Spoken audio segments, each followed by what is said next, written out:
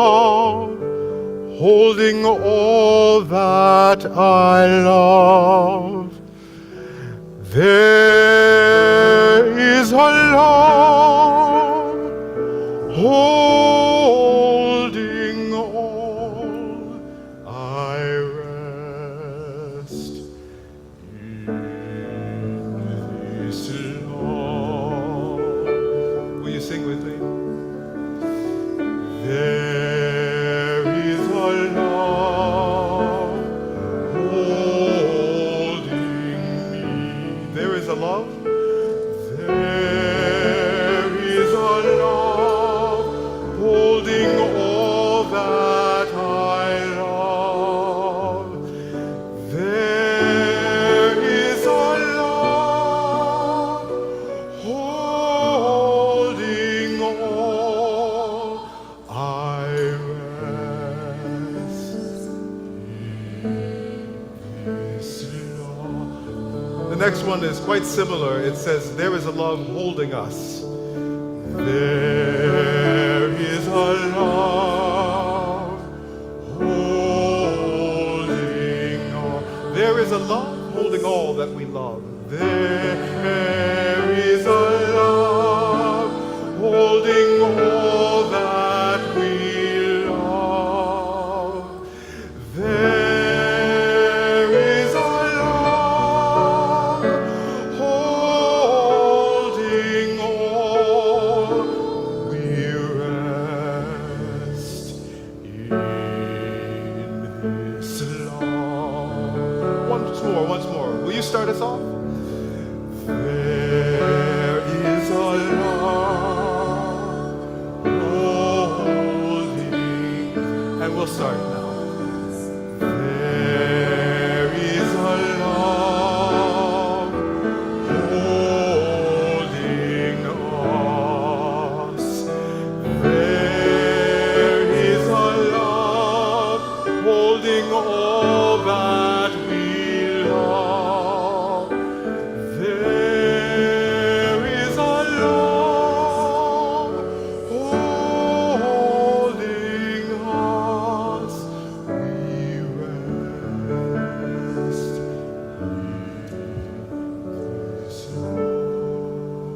We rest in this love. We rest in this love.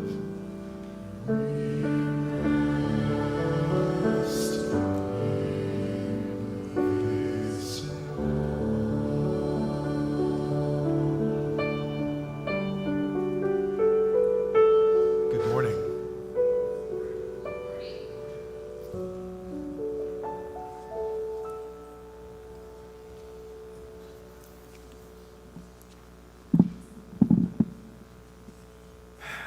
Good morning.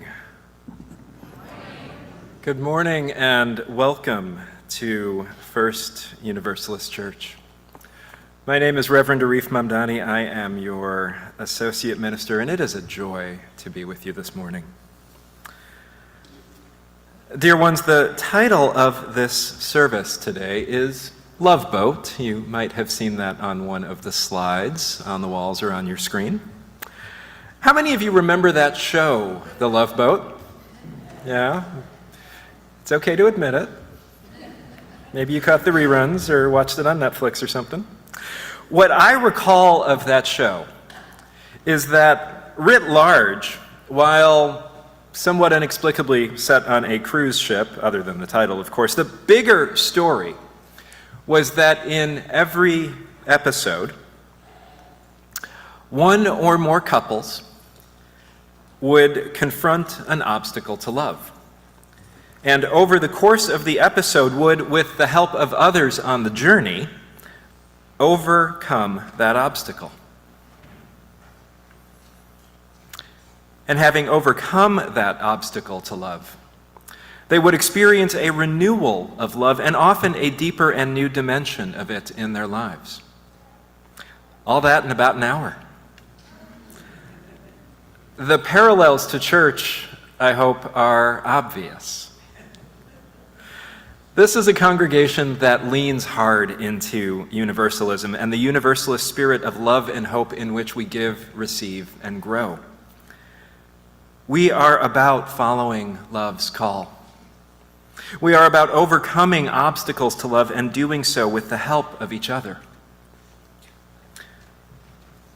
We are, in fact, on a journey that is quite different from that of the love boat, but is also in some ways not that different at all. We are drawn together following love's call.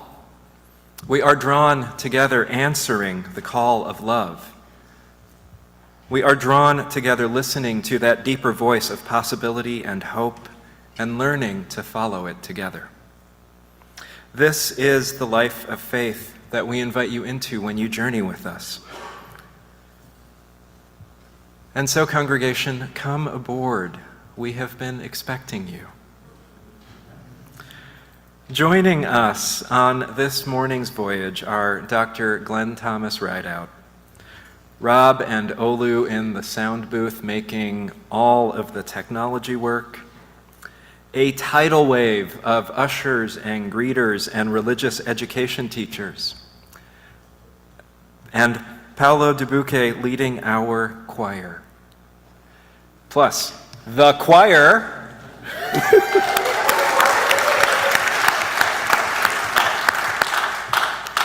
Our flowers this morning are from Sheshton, working with the visual arts team. And of course, also joining us this morning are all of you. Take a moment to look around and take in your fellow travelers on this journey this morning.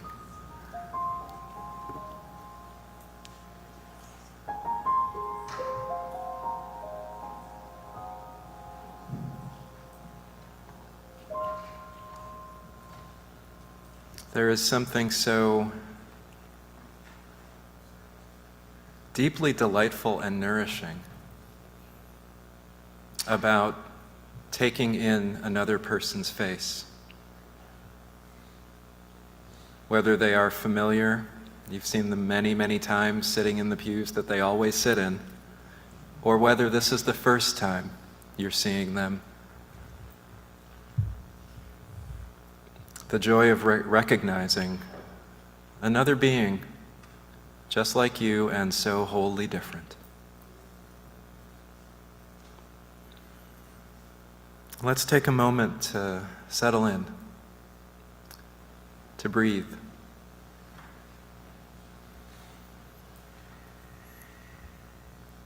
Letting the breath help us to arrive here.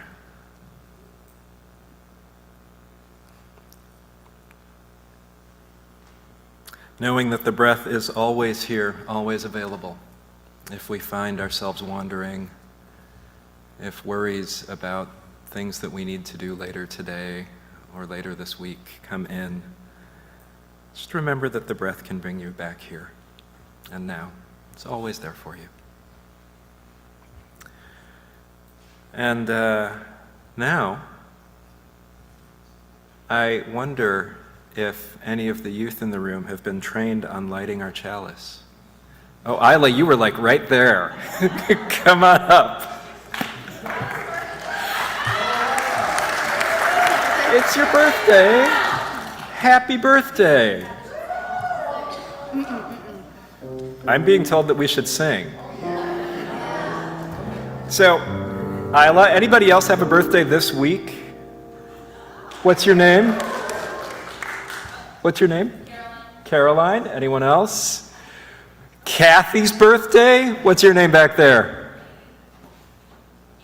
Annie. Okay, so Kathy, Annie, Caroline, Isla. It was Emily's birthday this morning. It's Jill Ferris's birthday too. It's Jill Ferris. Okay, y'all gonna have to help me. I gotta write these down. Isla, Caroline, Annie, Kathy, Emily, Jill, Atticus,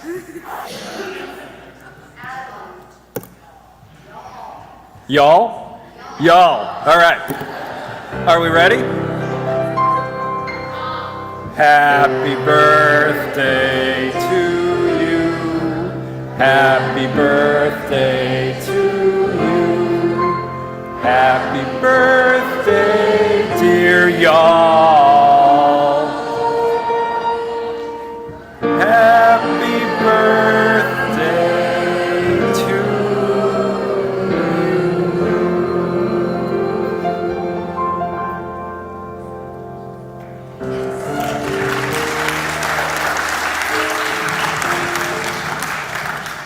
So will you please join me in the words for lighting our chalice? Love is the spirit of this church, and service is its law. This is our great covenant, to dwell together in peace, to seek the truth in love, and to help one another. Thank you, Isla. Happy birthday to you all for celebrating your birthdays with us. I'm having a little moment here. I remember when you couldn't see over the chalice, Isla. So, we're on the love boat today, friends. We are on the love boat. What gets in love's way? And what do we do when we find ourselves facing an obstacle to love? Do we give up? No. No, that's not what we do. But what do we do? Dr. Glenn Thomas. Yes. What do you do when you find yourself facing an obstacle to love? Do you try to go it alone? I don't try to go it alone. What do you do? I find the nearest mates to me in my community, and I do some leaning. You do some leaning? Yeah. Say more. Oh, no, I can sing more. Yeah. Would you rise? The hymn is Lean on Me. Let's do it.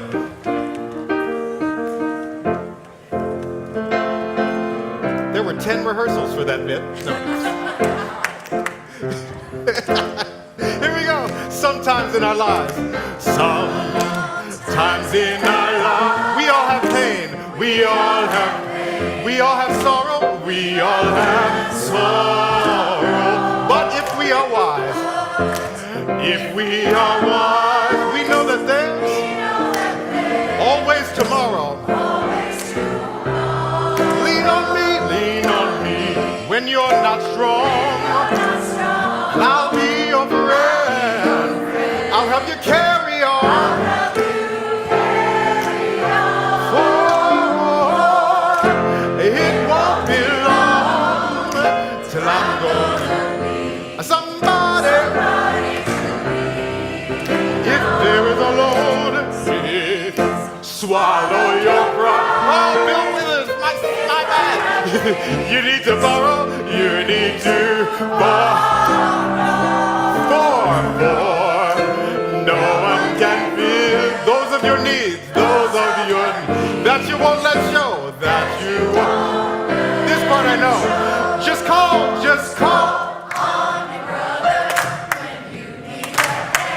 We all need somebody to lean on. I just might have a problem that you understand.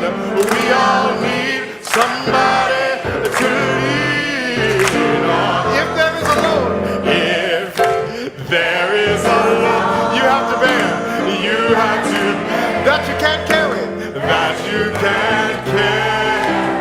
I'm right up the road. I'll share your load if you just call me. If you just call on me, brother. Just call. We all need somebody to lean on. I just might.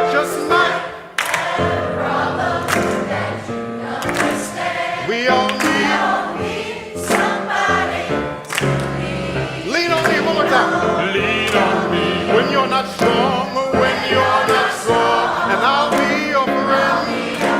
I'll help you carry on. For it won't be long till I'm gonna need somebody to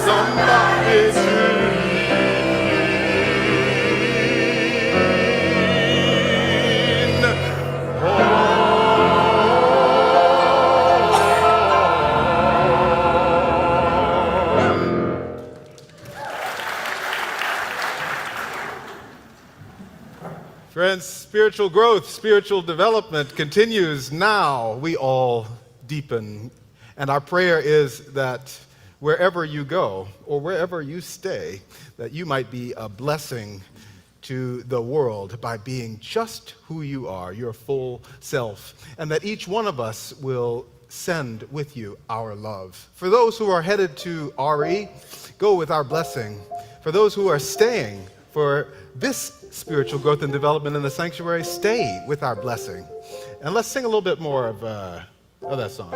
How about just call on me, brother? 1, 2, 3, 4. Just call on me, brother.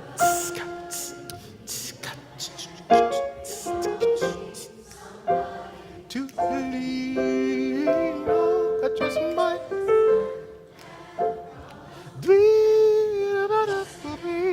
We all need somebody to lean on.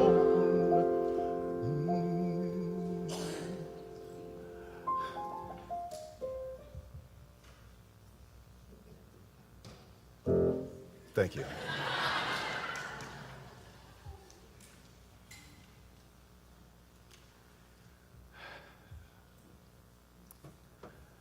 There's something special about the mothers who are closest to me in my life. My grandmother is about 20 years older than my mother, who is about 20 years older than me, and I'm about 20 years older than my little sister.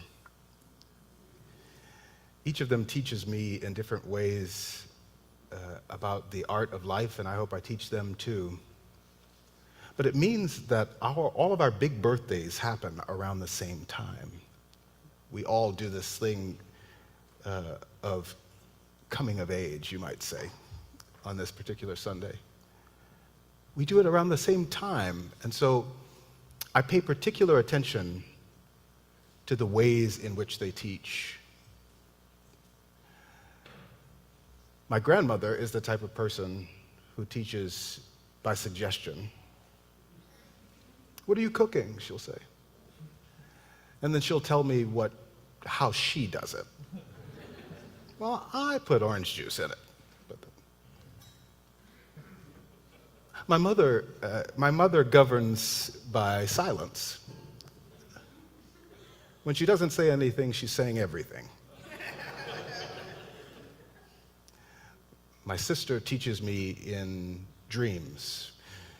She wants to be a chef and open up her own Japanese restaurant in Japan. So she started classes on Duolingo. She's learning Japanese. Okay. And I remember in that moment when my dreams that were that fresh were just as readily grabbed. Just as soon, when they were just soonest close to me. And I'm reminded to dream and imagine again afresh. There are many ways that we teach each other. There are many ways that we nurture and care for one another. And on this day, to celebrate that nurturing and care, that Day of Mothers, the day that calls for peace, let us honor the love that we nurture and grow with one another in a time of prayer and contemplation. It matters that you bring love into the world, dear mothers, of all kinds. Plant mothers and mothers of humans, mothers of pups and mothers of people in the church. It matters.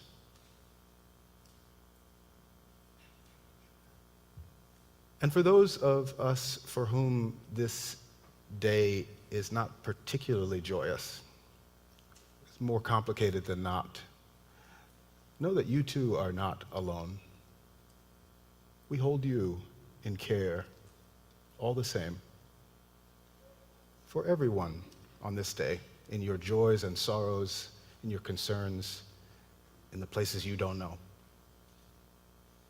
We welcome you, and your presence is a blessing here.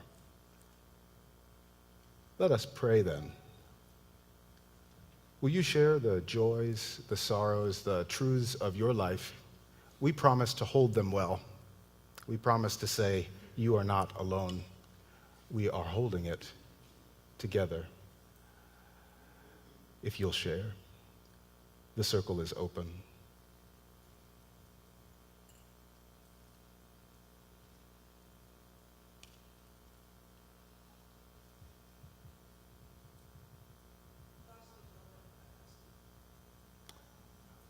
For the loss of a beloved pet, you are not alone. We are holding it together.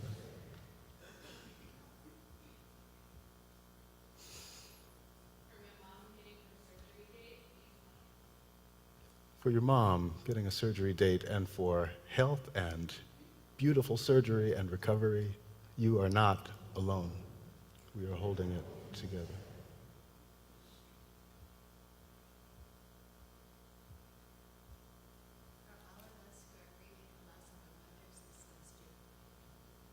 For all of us who are grieving the loss of our mothers this last year, you are not alone. We are holding it together.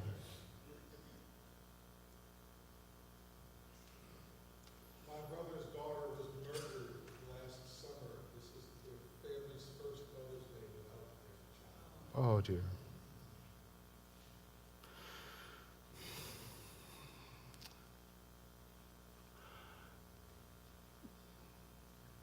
For the unspeakable and for the profound loss, know that you are not alone. We are holding it together.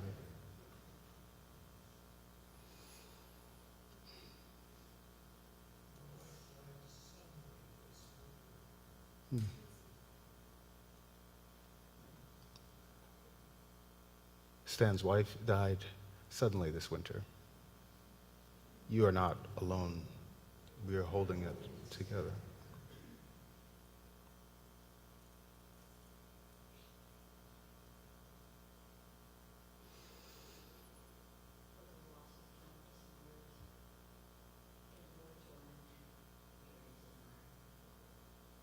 For the loss of countless mothers in war-torn areas, in places all over the world, you are not alone. You are holding it together.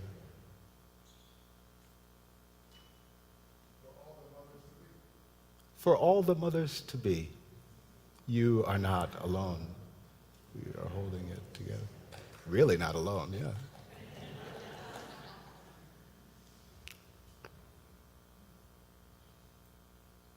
Studying strength with my third grader who's going to speak in front of the school board on Tuesday. Ooh, to third grade speakers in front of the school board, particularly your son. You are not alone. We are holding it together.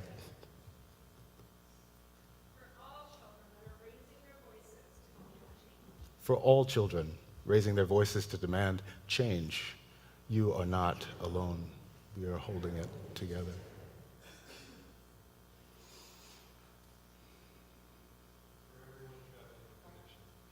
For everyone traveling with addiction, you are not alone.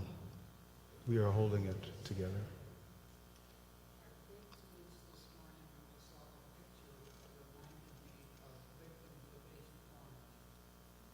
I'm sorry, victims of? We pray then. For victims of Agent Orange, we pray for victims of battle, victims of terror everywhere. We pray for peace, we pray for compassion, we pray for love to have its way. You are not alone. You are holding it together.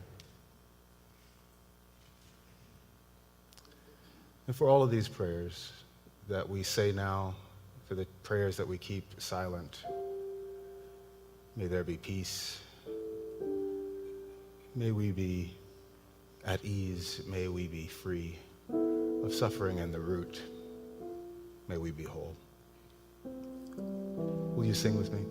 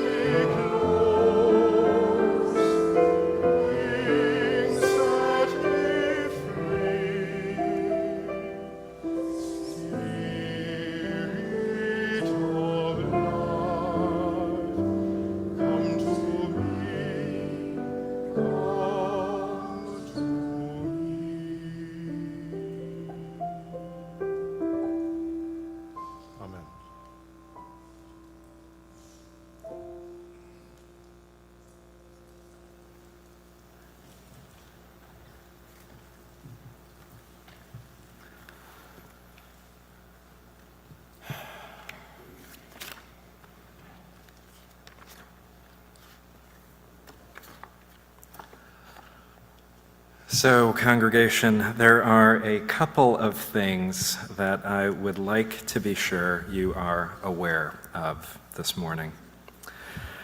The first is to please mark your calendars. May 18th in the evening. What's the starting time? 5 p.m. There's a slide up. It is the youth-led fundraiser for the church, which is also a talent show. Right? So think about what talent you would like to share. You can sign up. I have heard that there may be an opportunity to offer a talent that people bid on you not sharing.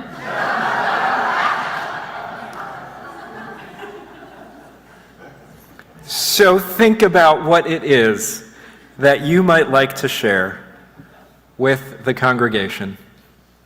There is a very simple sign-up form. This is a fundraiser for the church, led by the youth. And so let's all show up and support.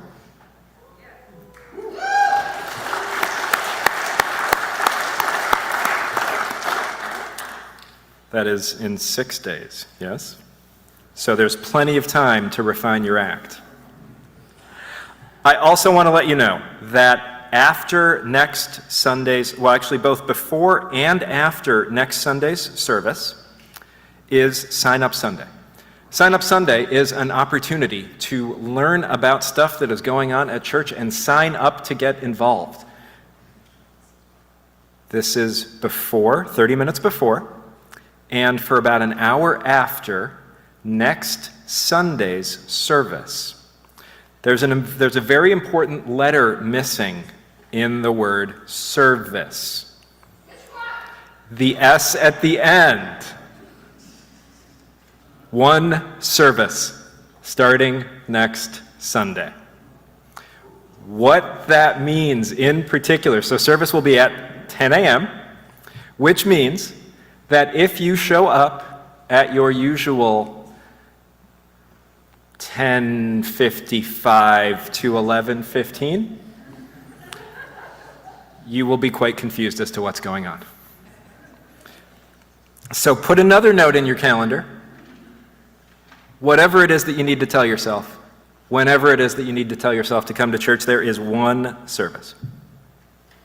And if you're late or early, it's okay. We will welcome you whenever you show up. Friends, as you saw in The Liberal, as you may have seen in The Liberal, we are really close to being done with our annual giving campaign. Super exciting, right? I mean, let's be honest, some of us were done with the campaign for a while, but what I mean is that we are close to reaching our goal. Now, I did not major in math. That will surprise none of you. Mathing is hard for me, and I have made many errors, which is why I do not wait to announce these things until the results have been certified by the finance team. And so here's what I want you to know. We have about 412 households that have made or affirmed financial commitments to the church, which means that we are just shy of our $1.4 million goal in committed support, which is huge, absolutely worthy of applause.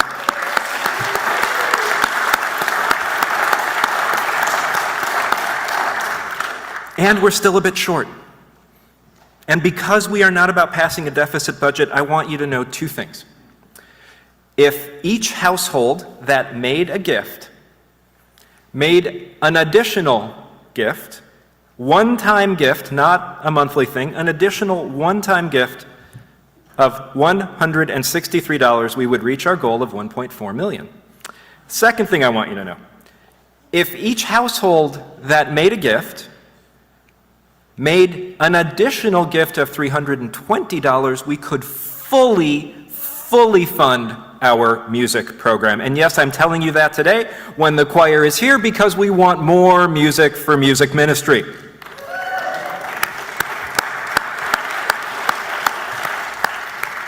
But let me tell you this, before you pull out your wallet or your checkbook or your phone to make a gift, let me tell you a few more things. Some of you are folks who hear those numbers, 163, 320, one-time gifts. No problem, we can do that. And that's awesome, all right? I know that some of the folks in this church can do that easily and can do more than that easily.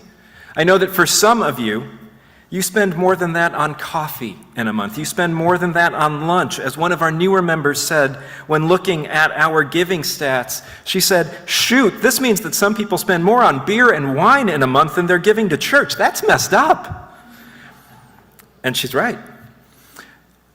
And I have spoken with many of you. I know that you know that I know if this describes you. And I also know that for many folks in our church, $163 and for sure $320 would be life-changing right now. It would mean the difference between not needing to choose between rent and having enough food each day. It would mean not having to glue a pair of shoes back together. It would mean not having rice and beans or ramen every night. In other words, there are many folks in this congregation for whom their gift to the congregation is already the very, very most that they can squeeze out of their budgets. And I know this because I have spoken with you as well. What I want you to know is that this congregation contains multitudes, that all of these and more are true. And so if you are in that first group, if you are in a comfortable place, if you look at your budget and think, we could do that, or if you look at your budget and think, we can do that pretty easily without thinking about it, I want you to double or triple the number that you heard me say, because I can tell you for sure that there are a lot of folks in this congregation who can't do that. And I want to stress again, this is not an addition to your monthly. This is a one-time thing that I'm talking about. What I also want you to know is that as you think about that double or triple, know this too. This is how church works. That there are times when we are able to give more generously, and there are times when we are not. And that is just how church works. There will be others who can step in at times when you cannot, and we rise and we fall together. If you want to make this additional gift, please send an email to Jai, J-I-E, at firstuniv.org. And I also want to say one more thing. I have heard that some of you are not giving because you don't like one of us. And that's fine. That's fine. You don't need to like all of us. But you must like at least one of us, right? So if you're not giving because you don't like one of us, just imagine that you're giving to the ones you do like. And if you don't like any of us, that's fine too. That's okay, really. Here's what you do. You let the board know that you don't like any of us, but please still make your gift because the board is going to need that money to pay the people they replace us with. All right? That's where we are, folks. Let's get this done. I want to invite Rosanna to come up here and talk to us about today's offering.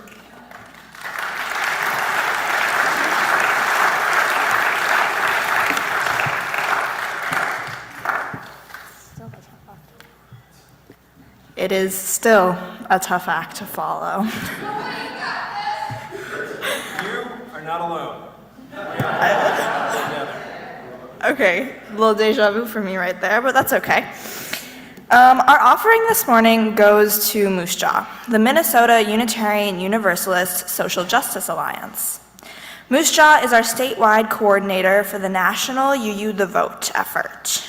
UU the Vote is our denomination's nonpartisan effort to increase our voter education, registration, and turnout.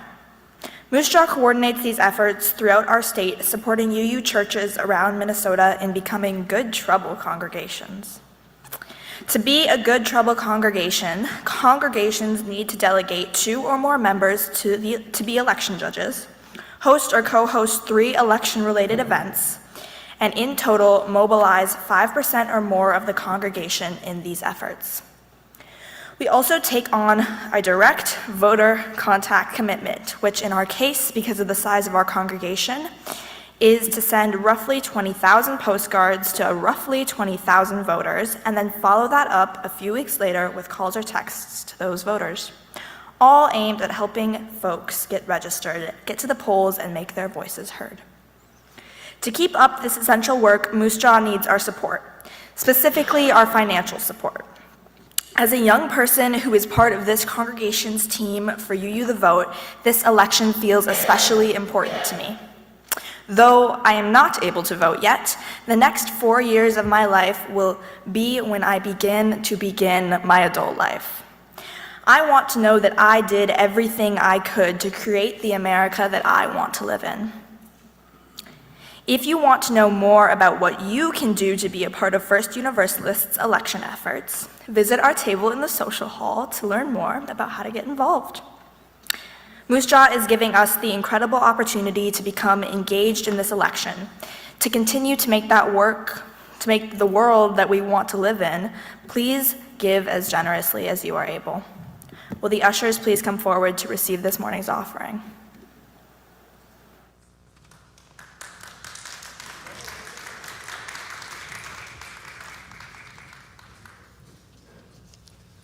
Good morning, everybody.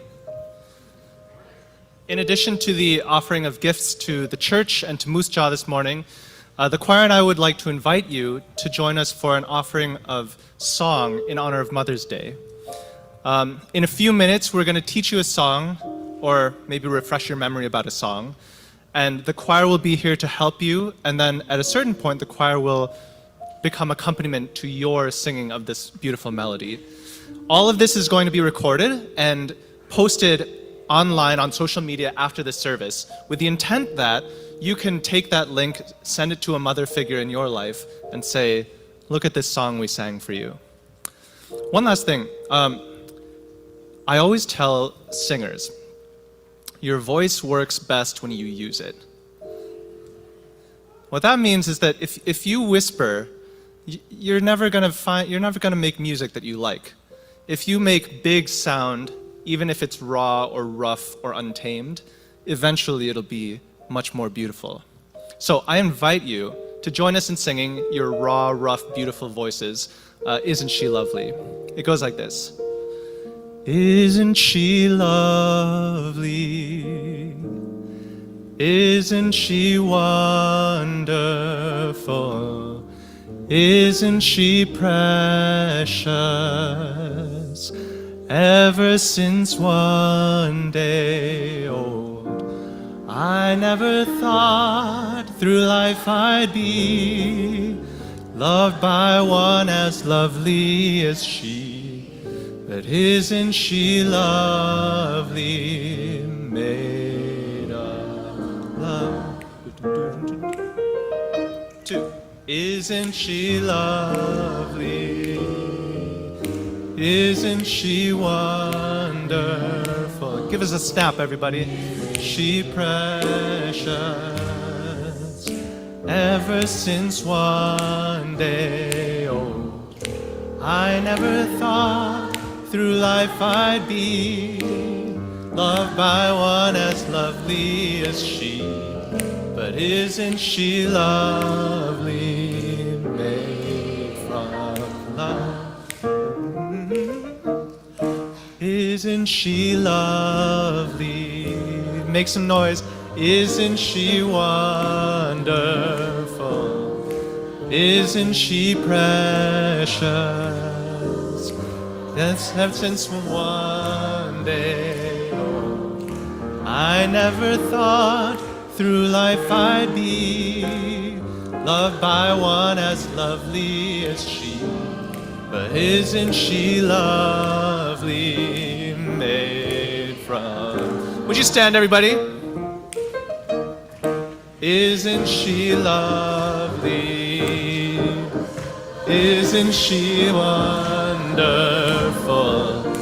Isn't she precious? Ever since one day old, I never thought through life I'd be loved by one as lovely as she. Isn't she lovely? Baby, love. We'll go once more. Make it count, everybody. And isn't she lovely?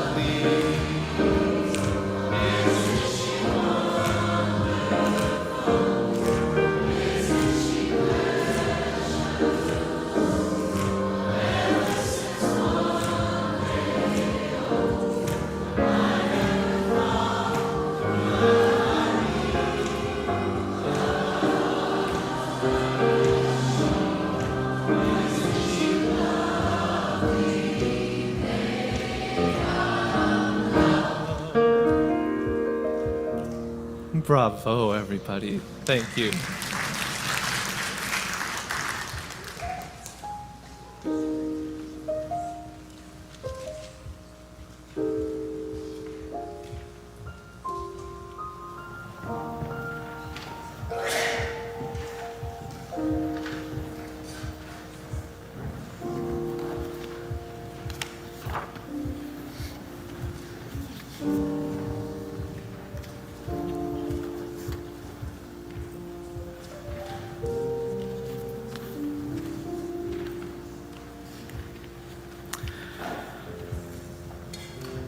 Our reading this morning is a responsive reading from generation to generation. Your part is to say, love crosses the gulf. Can you say that with me? Love crosses the gulf. In a house which becomes a home, one hands down and another takes up the heritage of mind and heart, laughter and tears, musings and deeds. Love crosses the gulf. Love, like a carefully loaded ship, crosses the gulf between the generations. Therefore, we do not neglect the ceremonies of our passage.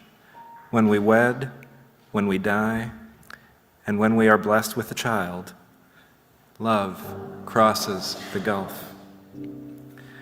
When we depart and when we return, when we plant and when we harvest, let us bring up our children. It is not the place of some official to hand to them their heritage. Love crosses the gulf. If others impart to our children our knowledge and ideals, they will lose all of us that is wordless and full of wonder. Let us build memories in our children, lest they drag out joyless lives, lest they allow treasures to be lost because they have not been given the keys. Love crosses the gulf. We live not by things, but by the meanings of things. It is needful to transmit the passwords from generation to generation. Love crosses the gulf.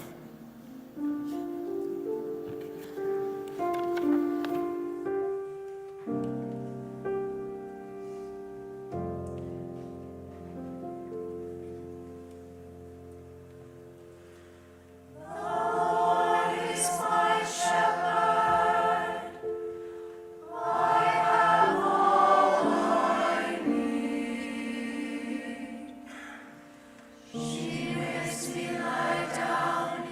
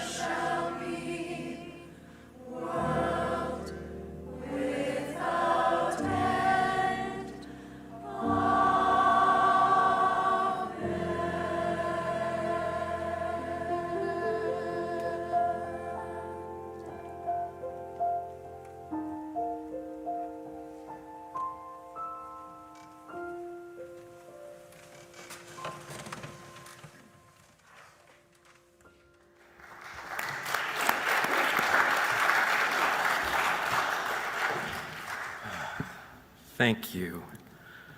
Thank you, choir.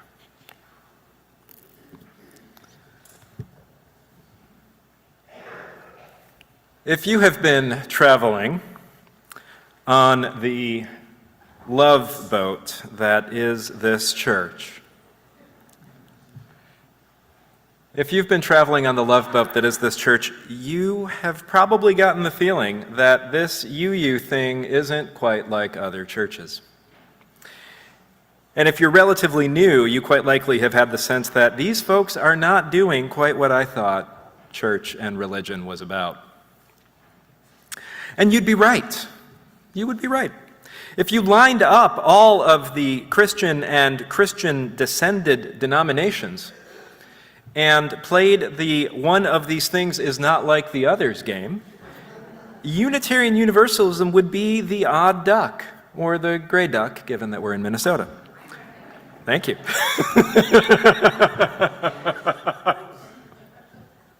Thank you, Sherry. Where other faith traditions convey a set of beliefs held in common as the one and only religious truth, we don't do that. As a non-creedal faith, we don't say you have to believe X, Y, or Z. But that definitely does not mean that you can believe anything that you want. We believe that truth is always being revealed, always being uncovered. We believe that what we hold as true means little in our heads, but must be lived in our lives in order to be a true testament to our faith. We believe that each of us, at our best, is engaged in a continuously unfolding exploration of truth, meaning, and what ethical conduct looks like in our lives. And not just our own lives, but what it means to live, to think, to feel, to act, knowing that we are each but a part of a larger whole. To be Unitarian Universalist, then, is more process than principle, more action than axiom, more contingent and therefore courageous than it is concrete. Which is to say that if lived with deliberate intention, this is not a faith for the faint of heart. It means that we take seriously the role that each of us has as a moral agent in the world, responsible for our part in shaping today in the service of tomorrow. And when we do this as a community, it means that we will draw different conclusions, that we will emphasize different aspects of our personal and collective lives. It means that even while moving in the same general direction of working to build an ever more beloved community in the here and now, we will almost certainly take different paths to get there. Which is to say, as my colleague, Reverend Michael Slack says, Sunday morning in a UU church is an exercise in multiculturalism. The people sitting around you almost certainly have a different idea of God, a different emphasis in their understanding of what love looks like in public, a different set of commitments that they order their lives around. It means that we accept contradiction. It means that we are ever more comfortable with ambiguity. It means that we continue to learn to navigate conflict. And it means that we believe that we are stronger in our diversity and in our shared search for truth, where we find and make truth together. So this year, our ninth graders, those who chose to make this journey, have spent the year exploring these and other big questions in life, in religion, and in the exercise of being religious people. This is our coming of age program. They have embarked on a process of reflection by themselves. They have embarked on a process of reflection in conversation with the sacred text of their choosing.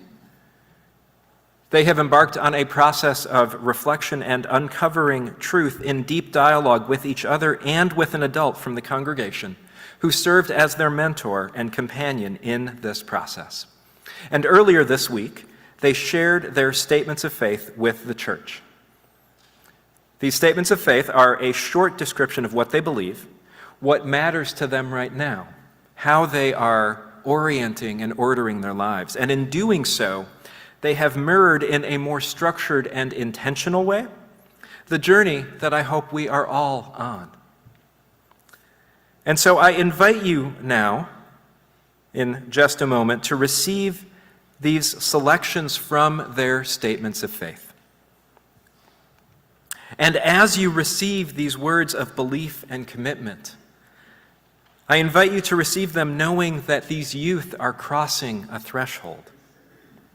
This year has equipped them with the tools to keep searching, to keep learning, to keep growing, and with each new piece of understanding and truth uncovered, to ask themselves and to ask us, how would we think and act differently if this were true? How would these beliefs guide and shape not just my own life, but our common life together?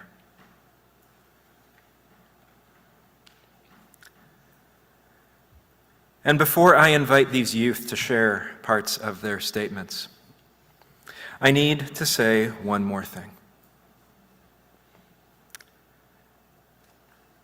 As you listen, you as adults may feel some pride in being part of a church that has such a program. You might even feel some hope stirring that our future is in the hands of such brilliant young people. And to that, I say, don't you dare.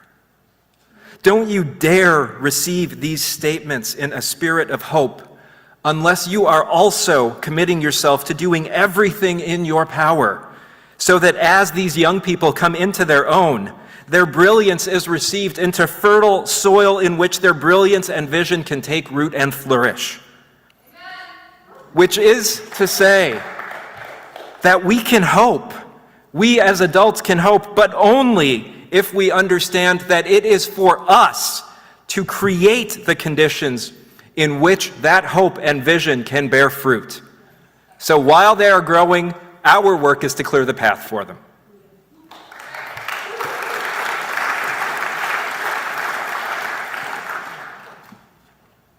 With that, I want to invite the youth to come on up and share their statements.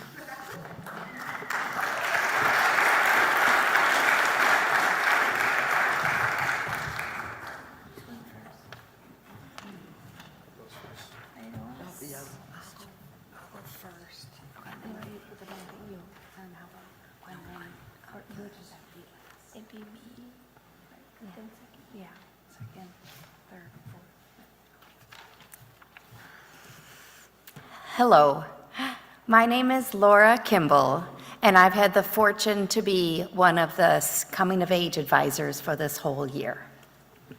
I have 4 excerpts from 4 of our coming of age students to share with you today. So from Ani, she wrote, "There is definite value for me in having community in believing in the future, and having places and people that bring me joy. I also value ritual and practice, and music and love and art. Maybe someday I will find a path that calls me into a more spiritual way of life. I'm not closing myself off. It's just how I feel right now, that I want to be open and unbound and try to recognize all the things and people and religions that have made me."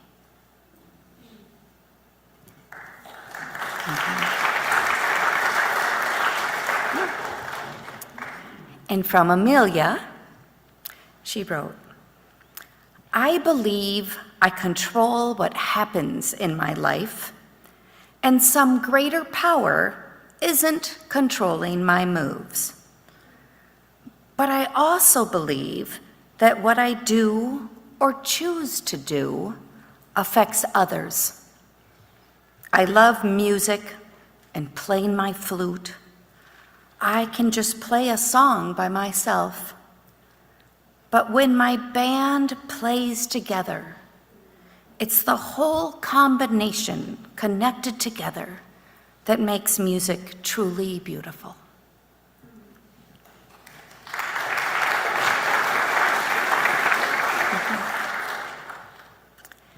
And from Harrison,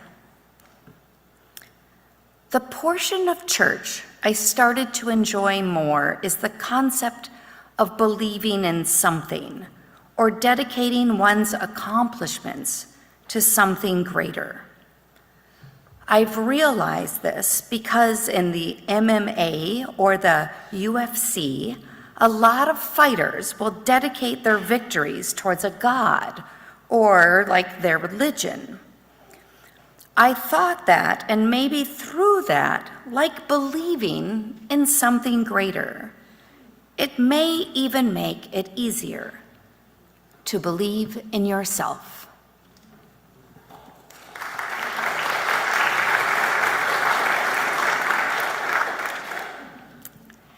And from Kate, perhaps our lives are like a bowl of cereal. Once it is eaten, it is gone.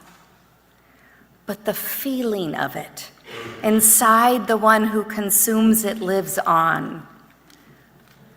We are not fully gone until someone says her name for the last time. So the purpose of our lives is to make memories with the people we love.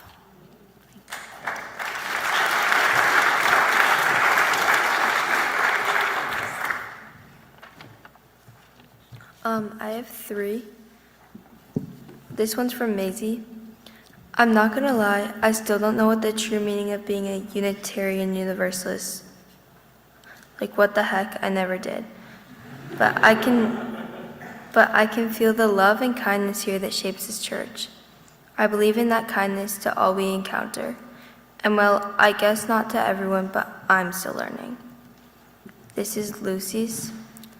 As individuals, it's easy to feel like our lives are insignificant in the grand scheme of the universe. I believe that we are all connected to each other and to the earth. Our actions have an impact on each other and on the rest of creation. No matter how small our actions seem, every creature is a puzzle in the universe. And when we remember and feel our interconnectedness, I think we act differently, valuing each piece of that puzzle more. This one's mine. Understanding our emotions is essential because they can affect how we think and act. When we healthily express our emotions, it helps us live a better life. Being able to identify, process, and express our emotions is an essential skill for leading a fulfilling and meaningful life. And it's never too late to start working on improving our emotional self. This year, I've learned that it doesn't matter what I say, it matters what someone else hears.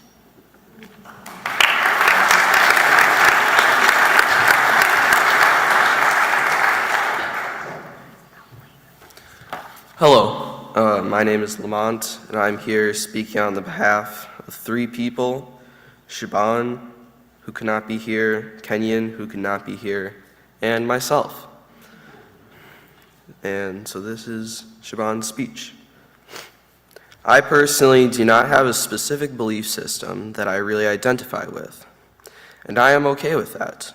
I also know that there are ideas that I do believe in, even if they are not necessarily an idea of faith, like how everything is connected and how I think it's important to know yourself, to consider and listen to others, reflect and know what you think. Know who you are and what you believe in, or at least try. I don't know exactly what I believe in, but I do have ideas and beliefs. I hope to continue to learn more about what I believe in throughout my life.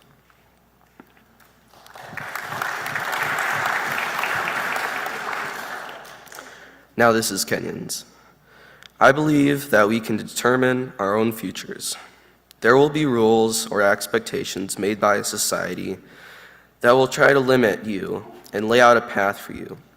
But I believe we can change them, and everyone should be able to make their own decisions and have their own life. And this is mine. Thank you. This is my speech. As I see the world, I notice existential problems around me. They all are on the news and in the mouths of concerned adults and peers. And as some of them say, the future doesn't look that bright, and maybe it never was. But while this is happening, I am also not scared. I know in my heart that the determination of survival and love and mindfulness of our world will resolve the path of our future. And in other words, mindfulness is our salvation.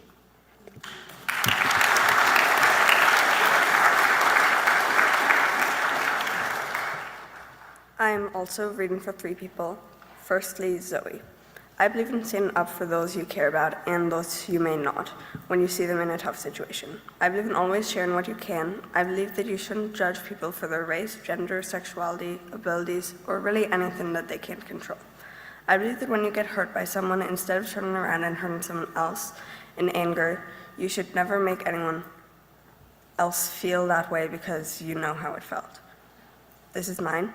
I believe in goddesses, the goddesses of darkness, goddesses of the divine feminine, of dark femininity, of sexuality, of death, of love, of ghosts, of light, of witches, of power, of revenge, of memories, of war, the maiden, the mother, the crone, wives, daughters, mothers, sisters, aunts, nieces, widows, spinsters, witches, thornbacks, and any other woman. I believe in spirits and ghosts and the things that aren't quite there. I believe in the creatures that lurk in the shadows. I believe in magic. I believe in goddesses. And the Suspensers. I do believe in the idea of a god because of the undescribable love that took for each one of us to be born. The odds are so tiny that it is impossible to comprehend. With odds this small, I don't believe that it can be much other than a supernatural being doing this for us. If you bought a lottery ticket every day for the rest of your life and every single ticket won without fail, even the most devout atheist will start to believe that there's some supernatural power that favors us. I have such an amazing luck to be here alive. I have no intention of wasting it. If you were given this amazing gift, would you throw it away?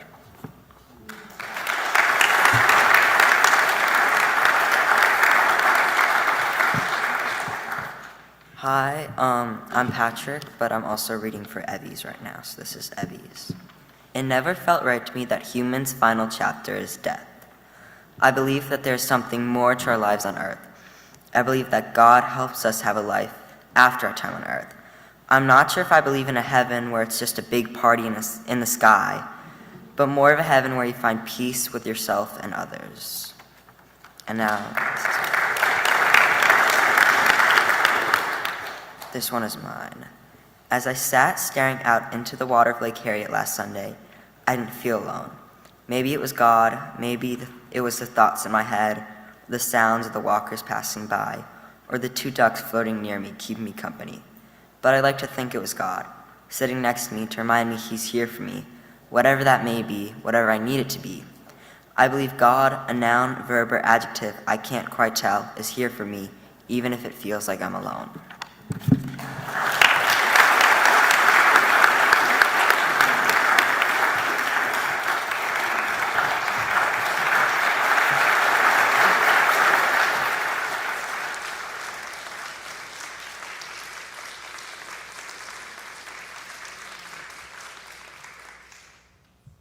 Dearest Caden, I wonder if you would join me. I've asked Caden to share a little bit about their story from Utah, which I discovered is fantastically more religiously diverse than my growing up in South Baltimore, and the conversation sprang from there. You have a fascinating story. Hello, Caden. And I wonder if you. Oh, yes, of course. I'm used to wearing one. There we go. That's yours. Tell us a little bit about your upbringing, your growing up in Utah. Sure. So I grew up in a small town in northern Utah. It's about 30 minutes away from Salt Lake City. The city's about 7,000 people strong, and it hasn't grown much since I left. Growing up, I had friends who were a part of the Jewish, Mormon, atheist, agnostic, and a rainbow of different stripes of Protestantism, which was not the typical idea of what you might think of Utah, in small town Utah. Certainly wasn't mine. So tell me, how did this have an influence on the way you think, the experiences that you had, and where you ultimately are winding up? Yeah, so my friends and I bonded over art, and through art we were able to share practices and rituals from each of our faiths, and it was really fascinating to learn about different religions and be able to connect with my friends on many different ways. And that ultimately wound up with you in Salt Lake City in a UU congregation. Can you tie those together for us? Yeah, sure. So one of my friends from high school brought me to a UU church in Salt Lake City. It kind of blew my mind. It's like, wait, what? This exists? There's a faith that does not have dogma? What? There's no passing down of this is what you should believe? It confused me. And that, if I'm remembering right, that ultimately leads you to, among other things, coming of age, isn't that right? Yes, and that led me to facilitating coming of age in Salt Lake City. Which then takes you to Minneapolis, yeah? Yes. Am I skipping a step? Okay. Tell us what happens then, and where you are now. Sure. So right around the same time I was helping out with coming of age here, I started taking, auditing classes at seminary. And, I partially blame Karen Hutt. I was waiting for you to drop. Yeah. When she says do something, you better darn do it. Exactly. I've done that too. And I really enjoyed the seminary class that she recommended, so I just kept going and going, and eventually I ended up with, I should probably start taking this for credit. And now I'm earning a degree in interreligious chaplaincy.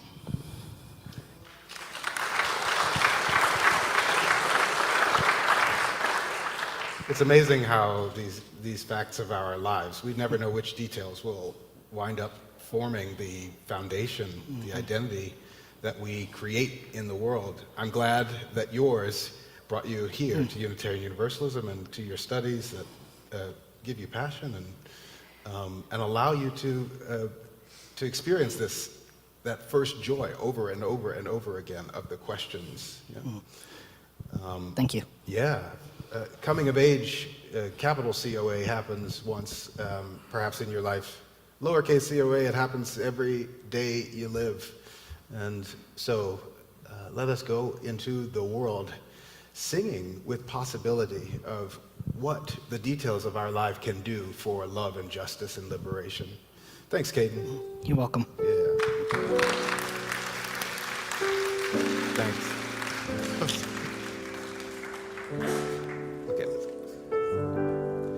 Love will guide us. Love will guide. Peace has tried us. Peace has hope inside us. Hope inside us. We'll lead the way on the road from free to giving. Love will guide us. Love will guide through the hard night.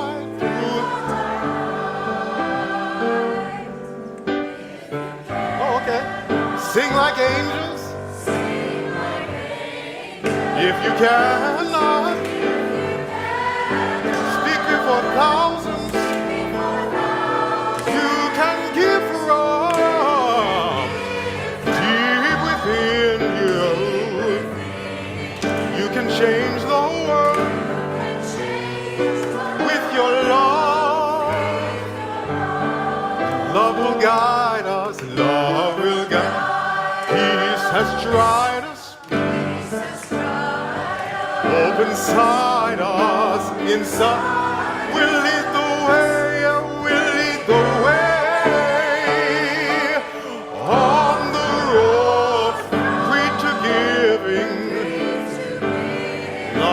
guide us through the hard night, through the hard night.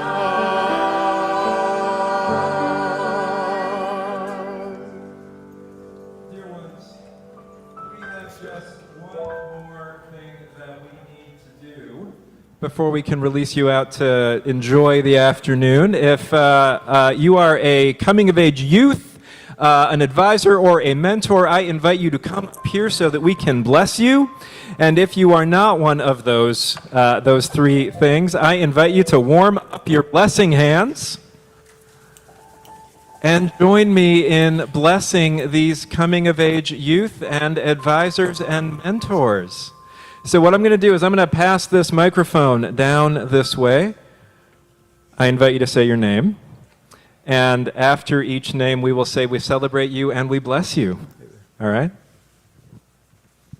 I'm Patrick Evers. We celebrate you and we bless you. I'm Quinlan Zeller. Anna Thorson. I'm Lamont Shannon. And I'm Sarah Hughes. I'm the volunteer coordinator of the Coming of Age program. We celebrate you and we bless you. We celebrate you and we bless you. I'm Emily Murphy, one of the advisors for the Coming of Age program. We celebrate you and we bless you. And I'm Laura Kimball, one of the advisors for the COA program. We celebrate you and we bless you. I'm Sherry Merriam. I'm a mentor for the program. We celebrate you and we bless you. I'm Michael Merriam. I was one of the mentors. I was Harrison's. We celebrate you and we bless you. My name is Caitlin Jones. My mentee was Maisie. We celebrate you and we bless you. And I'm Dallas Rising, and I was Kate's mentor. We celebrate you and we bless you. And congregation, we celebrate and we bless you. Take a moment to look around at each other, fellow travelers on this love boat, doing the work of finding more truth, finding more love, coming back here and telling about it. Where you go, we will go, dear ones. Where you go,